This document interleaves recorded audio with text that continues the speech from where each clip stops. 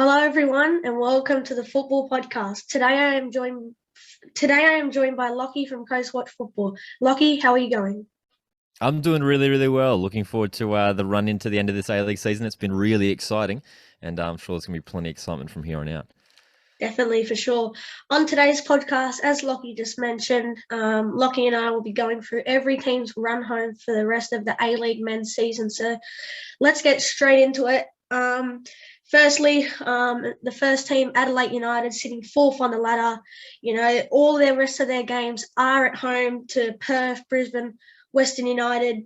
Do you see them being a top four side this year? Yeah, I think so for sure. And as you mentioned there, it's the run-in of home games that they have. I mean, I think they're the only team in the competition now that have straight home games for the rest of the season. And while their home form actually hasn't been that good, I think if you look at the number of games they've won at home, I think it's only like 3 or 4 games, which is sort of low. They haven't necessarily been that dominant. But I think where they are on the ladder, fourth place, that epic win they had last week away to Sydney, that 3-2 dramatic late comeback win, that was massive for them, and I think that result was enough to really secure that top six place. I think they're going to be hard to catch. I can't see them collapsing at home. So, yeah, I think we're going to see yet another final series for the Reds. And then when you look at them, obviously at the start of the season, everyone was predicting them not to be such a great side. But the signings they've made, like Lockie Brook, Ibasuki, and they've brought young guns like, you're seeing now Nestori Irakonda, Azad Kasumovic. So a lot has changed from the start of the season to now. Let's now move on to Brisbane Roar. They actually have a few home games and a few away games, and this is a very tough run for them. I wouldn't like if they were near the top six because they definitely wouldn't make it. They've got Victory, Adelaide, Mariners, and Sydney. Arguably one of the toughest run home in the season. A tough season for Warren Moon side. What have you made of them this season? Brisbane Roar. I sort of feel for Brisbane Roar because they haven't been all that bad, and like they've been the bottom two side for so much of the season. And there's been some really impressive games for them. Like they've won a whole bunch of games at home, but their away form just let them down. Especially like that I think it was like the first few months of the season they just didn't win a game at all. They were really struggling, and that slow start is what let them down. In like the last few weeks, they've been looking okay, and they drew with Melbourne Victory. They almost beat Macarthur C, but lost out last round. Like it's not like Perth Glory where they've been smashed in a lot of games. They've actually been really competitive. I mean, when you look at Brisbane Roar, yeah, I mean, the fact that they failed to really recruit too many quality players, I think has really hurt them. That's the main thing for them. And actually, I was listening to Warren Moon, their coach's press conference after the Macarthur loss, and he sort of specified that they just don't have the quality, especially up top. I mean, the Argentine striker Juan Lascano hasn't really got firing at all consistently this season. So yeah, man, it's a rough time for Brisbane Roar. Again, one of those sides who usually do make finals, but I think this season's a write-off for them, and they've got some good young players coming through. In Henry Hoare, who's had a good season, Jez Lofthouse, Eli Adams. So there's good young players there. Potentially a team who could bounce back next season. Now onto your team, Central Coast Mariners. Obviously picking up that massive win on the weekend. But I think that loss to Sydney did play a big part in the race for the finals. But they have been in good form since that. Look, they have a pretty good run home, especially as you've said many times before. Those two F3 derbies are crucial for both Jets and Mariners. Also, Mariners have the likes of Western at home and Brisbane away. Personally, I think now that Sydney FC aren't going so well, that Mariners can sneak into the finals. I'd like to hear, obviously, your opinion on your team so far this season.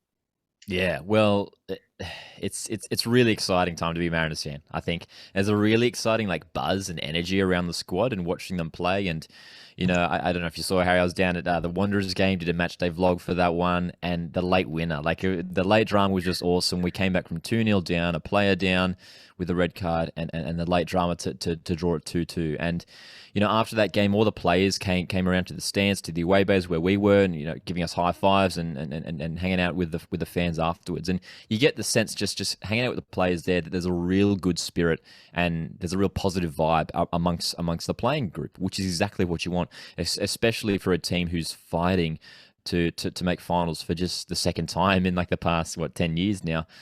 So look, for the Central Coast Mariners, it's not an easy run in. Like I know we'll talk about Jets in a second, and if their finals hopes are still there or not. But the F3 derbies, regardless whether Newcastle are going to be out of the fight or not, are going to be so tough. Newcastle have been very good this year.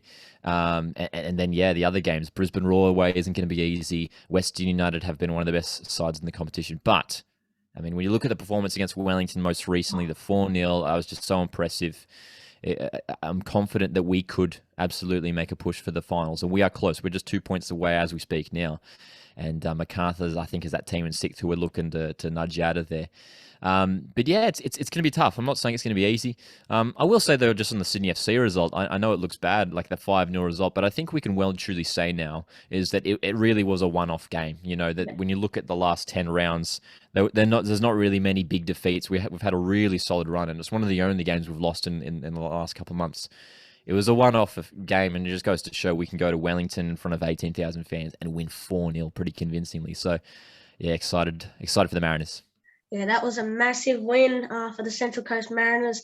As you said, in front of that massive Wellington crowd. It's good to see Wellington back at home. Now moving on to Macarthur FC.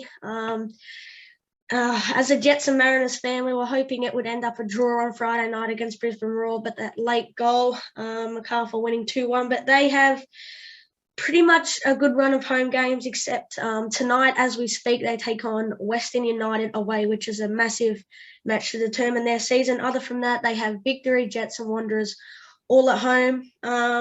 Personally, I know we said the Mariners can make the 6, but I do think Macarthur can make the top 6 too, in my opinion.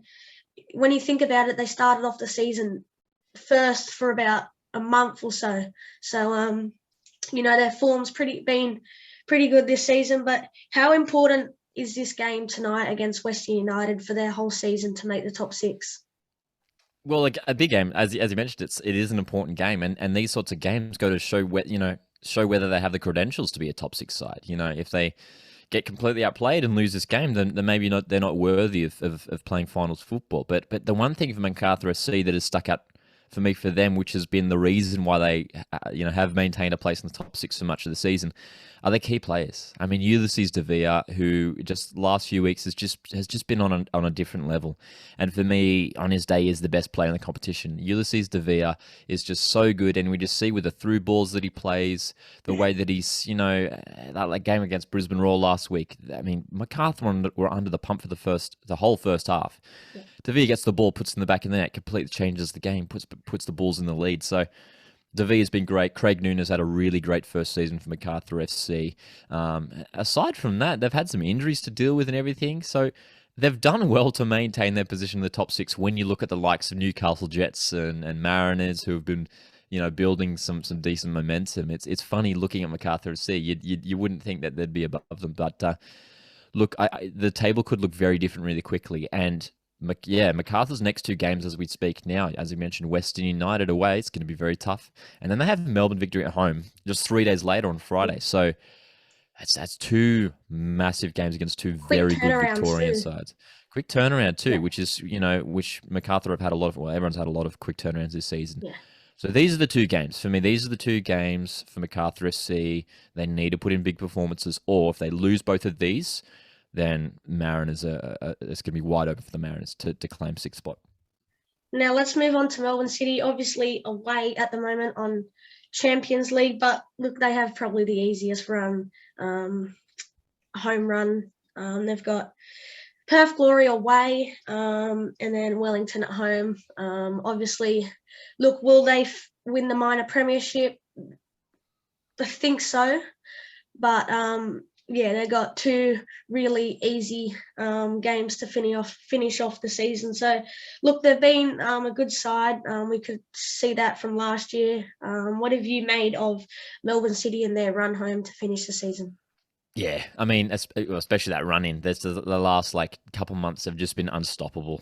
So they've just been so good, and And early on in the season, they people might remember they actually looked a little bit shaky, and they weren't necessarily like performing at the same level as they were. But Matt Leckie turned it around, a couple months into the season, and he started bagging the goals. Jamie McLaren is still leading the Golden Boot race. Andrew Naboot has chipped in with his goals here and there, and Marco Tilio has had a fantastic season as well. Berenguer, Metcalf. I mean, it's just an all-star lineup for Melbourne City. The squad as a whole is just above everyone else in the league for me. And for me, yeah, as you mentioned, those two relatively easy games. The Perth game should be an easy win. Wellington game will be interesting, actually. If Wellington are chasing, have to fight to hold a place in the top six, will be interesting. But yeah, I mean, the other teams, I think it's both Victory and Western have a chance to catch City for the premiership, but I think City are going to be too good and should get the results in those last two games to claim the premiership and potentially win a second back-to-back championship. They're playing that well, and that's going to be the fascinating thing. How are Melbourne City going to go in the final series? For sure, they can win it, in my opinion. So Melbourne Victory. It was a tough game as a Newcastle fan on the weekend, conceding that late goal. But look, for me, Victory have 3 away games and 1 home game. Pretty arguably another easy run, apart from, the Sydney and Macarthur game is going to be very interesting away from home. But the Brisbane Wellington game, we expect Victory to get 3 points. And obviously, when I had you on before, Victory were going through that really tough spot after the FFA Cup final. But look, Melbourne Victory, they certainly turned it around, and they've turned it around since then. Put in, I think it's 11 unbeaten games now. So can the Victory finish in the top 2 this season, and how good are they going under Tony Popovich this season? Oh, they've been fantastic. I mean, that's the thing. Regardless of where they finish now, they've already done so what. They've already come such a long way compared to last season. We can't forget they were terrible last season. They picked up the wooden spoon, and the playing squad was just an absolute mess. Tony Popovich has come in, recruited well, and we knew that. We knew with this recruitment and bringing Popovich that they were going to turn it around. But yeah, they haven't disappointed at all. Yes, they did have that slump in the middle of the season, but it hasn't let them down. And as you mentioned, 11 games undefeated is remarkable in the A-League. And yeah, they're absolutely still a chance for the top 2. I think when you look at, D'Agostino's had a great season for them. Chris Economides I thought was good against Newcastle on the weekend. And yeah, they're really good at grabbing ththose gritty results, the big wins, like that win against Newcastle, which easily could have been a draw or even a Jets win. Could have gone either way. It was a really close game. But the team who's going to show up late, score the late winner, that's the team. Those are the teams who are going to finish high up the ladder. And Melbourne Victory have done that on a number of occasions this season. And for me, again, one of those teams who we could see on grand final day. They've just got the quality players like Marco Rojas. Ben Falami's been fantastic this season. Defensively, very, very strong. Roderick Morena's been great. So yeah, man, I think Melbourne Victory fans should be optimistic. Still about a top 2 finish and potentially going deep into the final series. Now moving on to the Newcastle Jets, as I spoke about before, a tough loss on the weekend. It's happened numerous times this season. When we look back at our season, we've conceded late. There was that run of games where we just conceded, late goals after late goal, and especially that Adelaide game at home hurt us. Adelaide scoring 2 goals in about 4 minutes. But the Jets, again, I've looked at it, and another team who have a very tough run, and that's why the Wanderers game tomorrow and 2 Mariners games are important, because we are versing teams like Macarthur and Wellington United who have already defeated us this year. So for the Newcastle Jets, it'd be awesome to make the top 6, as you know. But with this Mariners form that they're on, do you see the Jets sneaking in, or is it nearly coming impossible? Well, I think the equation is pretty simple for Newcastle Jets right now as it stands, is that they simply have to win every game. Yeah. I think if the midweek Wanderers game is going to be crucial. Even if they draw it, I don't think it's going to be enough. When you look at Macarthur FC, as we mentioned, might win a few games in that run in, so they could lift up to 36, 37 points. Even beyond that, Mariners, if they win a few of their games, well, the F3 Derby, the F3 Derby coming up this weekend could end Newcastle Jets' chances for finals. So it's going to be really tough because Jets are going to have to, they certainly could beat Wanderers. when you look at the F3 derbies, again, they could easily go either way. They're always exciting games. And then, yeah, Western United is going to be a tough match. So they have to win every game from here. But again, just a similar point, I guess, to what I said about Melbourne Victory for Newcastle Jets. Newcastle Jets have come such a long way. And I know, Harry, you being a Newcastle fan, you must be pretty proud of your squad, seeing where they were last season, Yeah. struggling, bottom two for most of the season. Brought in Mikkel Datsi, Daniel Pena, some of these international players who have really given a new lease of life to this squad. And Arthur Pappas, I think, has done a good job. And yeah, the Newcastle Jets, I think they'll just slip out. I think the loss on the weekend is going to cost them too much. And yeah, similarly for the Mariners, those late goals that we conceded in many games this season are going to cost us. But I mean, for you, Harry, would you like to see Arthur Pappas continue on next season as head coach? Yes, I would. Obviously, heading into the season, everyone, this attacking brand, high-paced brand of football, we certainly saw it in round one, and I watched all the pre-season videos of the Jets, fitness every day. They spoke to, some of the players. They said there's something new every week. We're always being challenged. And I think Arthur Pappas, yes, he has done a good job. Obviously, there's been a few games where we've just been, the Brisbane Roar game, for example, a few weeks back, 2-0, which was very frustrating. But look, you can't argue with the players he's brought in to this Newcastle squad, especially the Brazilian Daniel Pena, arguably one of the best players in the league this season, along with another attacking midfielder, Ulysses Davila. But look, heading into the season, I was so optimistic and so excited, about the players that we've brought in, and the attacking brand of football hasn't all gone to plan. But I think maybe I'm more worried about which players will stay next year. If these last 5 games are crucial, if we're not doing so well, then you might see the likes of Pena, who's on a 1-year loan. I think Mario Arquez. But yeah, Arthur Pappas has been a good coach for us this year, and hopefully, he can stay and continue to do the same next year. Yeah, and just one more point on the Gents. I think it's going to be disappointing that they won't be playing. That they probably won't be playing finals football. I think neutral fans would love to see, because as you mentioned, Pena and Mikkel Datsi. It's going to be a shame not seeing those star players play in the finals because they could cause some damage against any teams.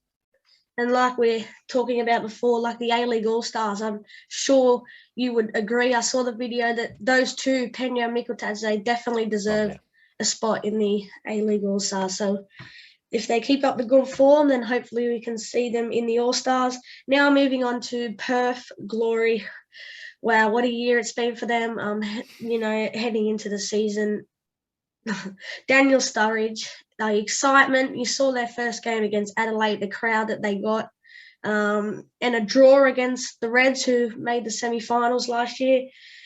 And then since basically the Sturridge injury, whatever you want to call it, they've gone right down. Obviously, Richard Garcia getting sacked and Ruben Zadkovic taking over. But it has been a tough season for the Glory. Like, you look at their side now, they're really a young side.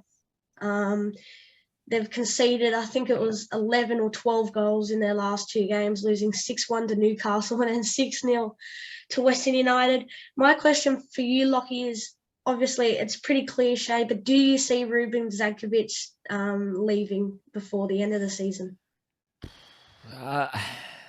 Not before the end of the season. I think there's a sense around Perth Glory now that they're just trying to run out the end of the season and just playing whoever players they can. I mean, if you looked at their side that lost 6-0 to West United, it was just a youth squad. I mean, bar Liam Reddy and Darryl Latchman, it was just youth players, and that's unfortunately, like, I do feel for Perth Glory because everything has gone wrong for them this season. Everything to the Daniel Sturridge injury.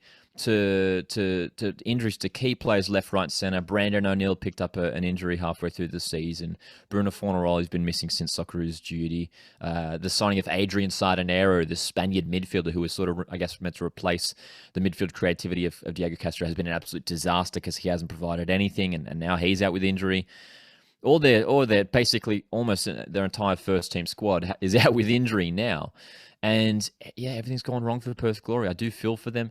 I guess to answer your question, does Ruben Zadkovic leave? Well, yeah, I don't think he leaves this season, but I mean, again, because he just is caretaker coach. But I mean, if you listen to him in like post-match press conferences, he's quite passionate about the club and about the side and wanting to, improve the club and even looking ahead to the future. He's made some comments about next season. So I think he'll want to throw his name into the hat for the head coach role next season, and I think we could see it. And of course, a former Newcastle Jets player back in the day. Yeah. If it's not Ruben, I'm not sure who they would go for. I mean, just off the top of my head, there's no real Australian coaches, unless maybe like an Ernie Merrick comes out of retirement or something, whether they look to overseas. It'll be fascinating to see who they bring in. But, I mean, the ultimate thing for Perth Glory is next season's going to be an absolute reset for them. I mean, they're just pushing the reset button over off season. They've got to rebuild the squad from scratch, basically, and bring in a coach who's gonna, they need some fresh ideas. They need something different because this season has been, in my opinion, I'll go ahead and say it. I know it's not done, but this has been one of the worst seasons we've seen ever by an A-League club, and that's coming from a Mariners fan who picked up 4 wooden spoons in 5 years, but 3 wins this season for Perth Glory simply isn't acceptable for a club who has a great history. And look, hopefully, I'm sure they'll bounce back next season. Yeah. Let's hope so. Let's move on now to Sydney FC. Wow, they've had in patches they've been good, in patches they haven't been great. But then again, I was thinking about it the other day, like, Sydney have been good for a long time now. They're one of the best A-League clubs, winning the A-League a few years back and that. And then this season is the year where I wouldn't say they've stopped, but things have changed, obviously. I haven't read too much into it, but this fine that they've had, something to do with the bench players with the club. But look, for Sydney FC versus Melbourne Victory at home and then Brisbane away, I heard you say a few weeks back, with what's going on with the club and now the Mariners and Macarthur starting to perform, Sydney could drop. So I'd like to hear your opinion, whether you think Sydney will make it back into that top 6 or whether they're not a top 6 side for the first time in a while. Yeah. I tell you what, here's my statement, and this sort of gives my indication to how I feel about Sydney FC and how they're going. There is a higher chance of Newcastle Jets playing finals this year than Sydney FC playing finals this year. That's how bad Sydney FC have been going of lately, and that's how bad they've bottled it. They've only got 2 games to play. They play Victory at home, which is going to be a really tough game for them to win, and then they have to play Brisbane away, which is, I mean, Brisbane have won a lot of home games this season. They have 2 tough games, and with all the other teams around with games in hand, Sydney FC are already out of the finals. They're in 7th place. I don't think there's any chance Sydney play finals football this season. It's going to take a miraculous drop from a lot of the players, from a lot of the teams around them, for them to just sneak into finals. And if they do, it'll be 6th place just. But look, Sydney FC, I mean, at the start of the season, a lot of people talked about the aging squad. Has that been a factor for their downfall this season? Maybe. There has been plenty of times this season where they've failed to really inject too much youth. I think a prime example is Patrick Wood, who I know scored a couple goals early on in the season, and then he just hasn't got a look in the last couple of months, which I just find bizarre. And then they've been persisting with, I mean, I know Lafondra scored a hat-trick against the Mariners, but apart from that, he's barely done anything this season. Bobo's, a couple goals off the bench is nice for Bobo, but Ninkovic, whether he goes next season is this last year in a Sydney FC shirt. I think you get the sense now that, especially when you look at like the comments online from Sydney FC fans, they are not happy at all with how things are going, and that says a lot because they're sitting on. They've only just slipped out of the top 6. They're in 7th place. It's not like they're a Brisbane Roar or a Perth Glory or a Western Sydney Wanderers who have been struggling at the bottom for the whole season.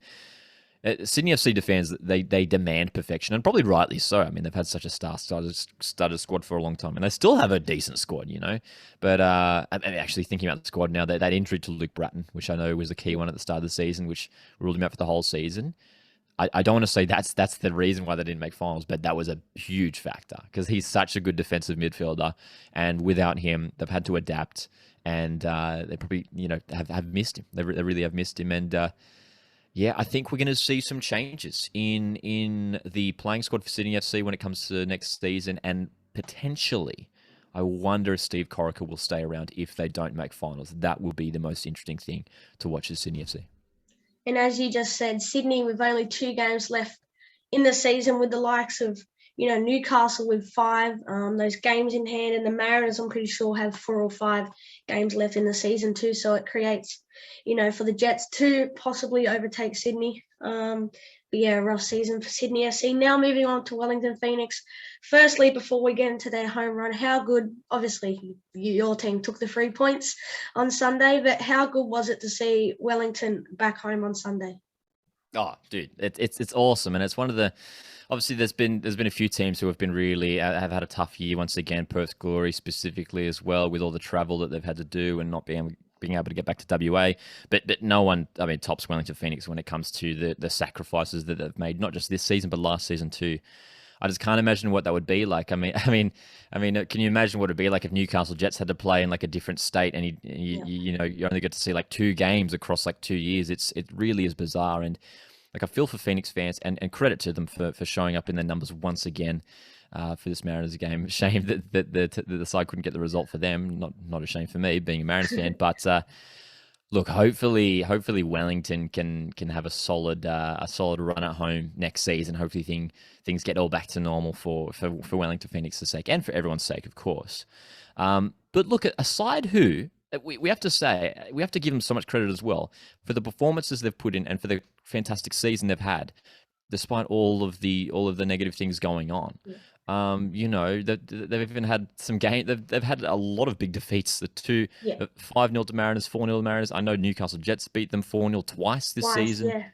Yeah, 4-0 away to Adelaide. Like, they've copped it on some occasions, and but they've stuck through. And despite all of the adversity, despite the big losses and playing away from home and all the travel, they've stayed really strong as a squad. I think the mid-season signings of Gale Sandoval and Scott Wooten was some of the best moves we've seen in the A-League this season, the best transfers, because those two players revolutionised that squad in attack for Sandoval and in defence for Scotty Wooten. So.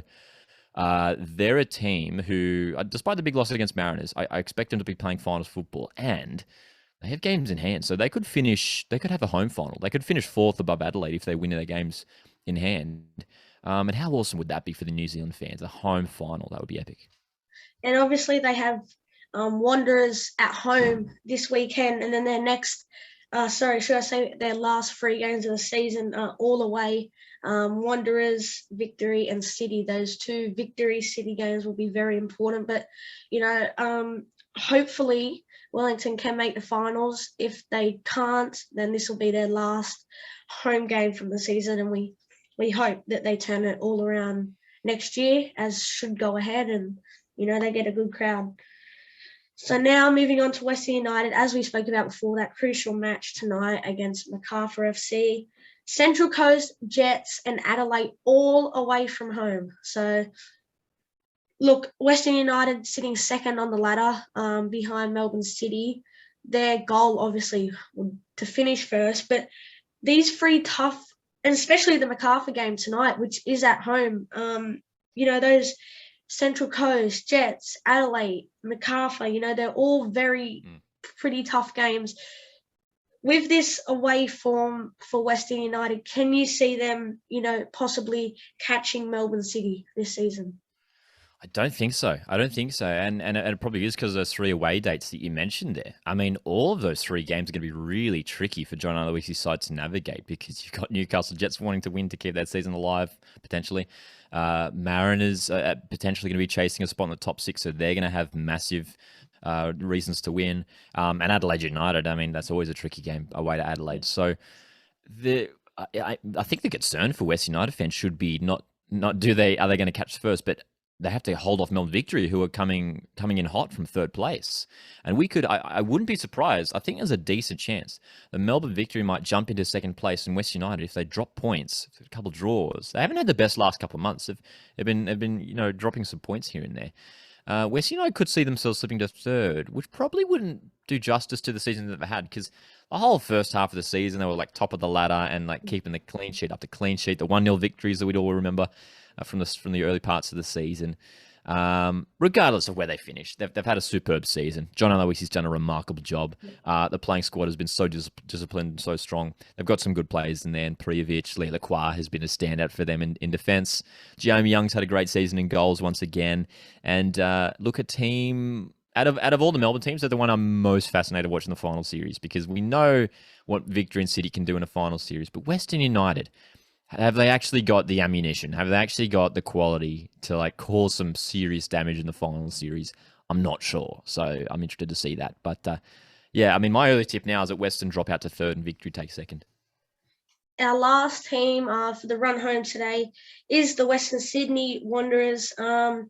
Obviously, you spoke about it before, dropping probably you could probably say 3 points, dropping 3 points on Tuesday night against the Mariners, that late goal. And you could see the disappointment in the interview. They interviewed Dimi Petrados after the game, that disappointment, But they have Jets, Wellington, Perth. They actually have Wellington again and Macarthur, a mixture of home and away games. We spoke about it on our podcast last time. Mark Rudan, since taking over the Western Sydney Wanderers, it's been an up and down season for the Wanderers. What have you made of not only Carl Robinson since leaving, but how Mark Rudan has done with this team? I think Mark Rudan has done okay. And I think Wanderers fans will probably agree. They haven't really improved. They've improved like marginally, but not enough at all to make finals. But having said that, I don't know if there's any. I don't even know if the most optimistic Wanderers fan would have expected their team, after Carl Robinson left for Mark Rudan to absolutely turn things around for them to finish in the finals. I don't think anyone expected that. But still, looking the way they have gone and the performances they've put in, it baffles me how they signed. It was a few months ago now too, where they signed Mark Rudan to like a 3-year contract, which I just find bizarre. Before just like do it after this season when you've seen how Rudan's gone with the squad. They did it so early, and I think it was a bit of a panic move by Western Sydney Wanderers to sort of let the fans know it's like no, it's okay. We've got things sorted out. We've got a long-term plan. They sort of scrambled to be like, yeah, no, we'll lock him down to a long-term contract. And look, Western Sydney Wanderers, I mean, as you mentioned there about the post-match interview with Dimi Petrados, it was disappointment on the faces of Western Sydney Wanderers players. And that word disappointment sums up their season yet again. This has been disappointment from Western Sydney Wanderers, a side that like I predicted to be a final side. With the signings they made, I thought this was the best off-season they had leading into this season with Petratos, Tom Mohamed, Reece Williams, who unfortunately picked up that season-ending injury. But Terry Antonis came in. Jack Rodwell has looked okay despite injury at times. It was a good side on paper, and I thought this was the year that Wanderers are finally going to turn around, and they haven't. And now for Wanderers, that the fans, there's a sense of hopelessness there. The stadium's looking a bit more empty than usual, and they're their own worst enemies. They've done it to themselves on many occasions, as you mentioned just a moment ago. The Mariners game where they were up 2 goals. And had an extra man on the field and still managed to bottle it to all. And even the game before that, they took on Brisbane Roar. They were leading 1-0 right at the end. Margush has a brain explosion and gives away a penalty, and they draw it 1-1. They easily could have won both of those games. Yeah. So rather than having 2 points, they easily could have had 6 points. Still just in the race for final series. There's a little bit of optimism and a little bit of fight to carry them into the end of the season. But because they are their own worst enemies, they've failed to secure those crucial points. And yeah, I think for Wanderers now, it's similarly to those other sides of the bottom. They have to write the season off and look into next year. And again, similarly to I guess Perth Glory as well, it's going to be really fascinating to see which players stick around, because there's been plenty of players who have underperformed individually in that squad. So it'll be fascinating to see what Rudan does, whether he really changes up that squad potentially.